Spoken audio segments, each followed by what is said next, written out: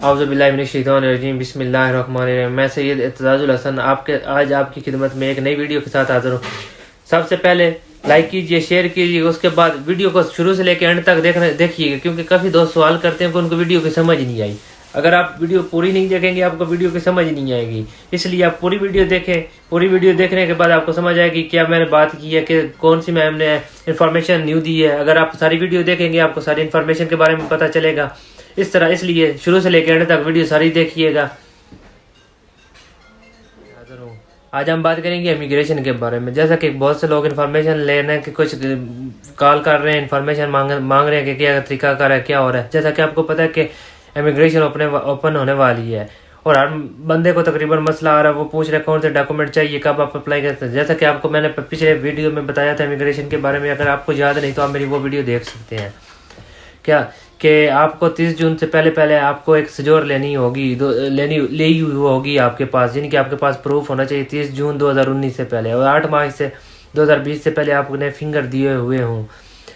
اس کے علاوہ کون لوگ یہ اپلائی امیگریشن میں حصہ لے سکتے ہیں؟ ان میں جن کے کنٹریکٹ ایگریکلچر کے ہیں وہ لوگ اپلائی کر سکتے ہیں۔ اس کے علاوہ جو لوگ بدینتے ہیں وہ اپلائی کر سکتے ہیں۔ اس کے علاوہ آپ گھر کے کنٹریکٹ پہ بھی اپلائی کر سکتے ہیں، یعنی کہ آپ کا بندہ کوئی جو اپلائی کر رہا ہے، جو آپ کا کنٹریکٹ کر رہا ہے، آپ گھر کے صفائی کے لیے جیسا کہ ہوتا ہے وہ بھی اپلائی کر سکتے ہیں۔ لیکن اس میں جو بندہ آپ کا کنٹریکٹ کرے گا اس کے پاس کرتا دی سجورن ہونا ضروری ہے۔ کرتا دی سجورن ہونا ضروری ہے، جیسا کہ آپ کو پتہ ہے کافی قانون ابھی کچھ آ رہے ہیں، کچھ آ گئے ہیں۔ جیسے نیو قانون آتے جاتے ہیں انشاءاللہ میں آپ کو انفارم کرنے کی کوشش کرتا رہوں گا۔ اس لیے یہ میں نے آپ کو ایک چھوٹا سا کلپ میں نے کہا چلو آپ کے ویڈیو بنا دوں آپ کو سمجھانے کے لیے۔ سب سے پہلے آپ دوستوں سے اپیل ہے کہ اپنے پاسپورٹ تیار رکھیں۔ اگر جن کے پاسپورٹ ختم ہونے والے ہیں، 6 منتھ سے کام ہے یا 6 منتھ رہ کے ہیں، وہ اپنے نیو پاسپورٹ بنوانے کی تیاری کر لیں۔ جن کے پاس پاسپورٹ نہیں ہے ان کے وہ شناختی کارڈ ہے، اس کے لیے جو یہاں پہ اٹلی میں رہ رہے ہیں ان کو پہلے پاسپورٹ اپلائی کرنے کے لیے ID کارڈ کی ضرورت ہوتی ہے۔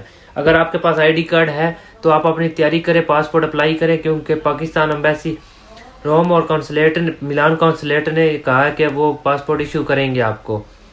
اس سچویشن میں آپ کو پاسپورٹ ایشو کریں گے بغیر انکوائری کے۔ اس لیے آپ لوگوں سے اپیل ہے کہ آپ پاسپورٹ اپلائی کرنا شروع کر دیں، اپنے پاسپورٹ تیار کر لیں۔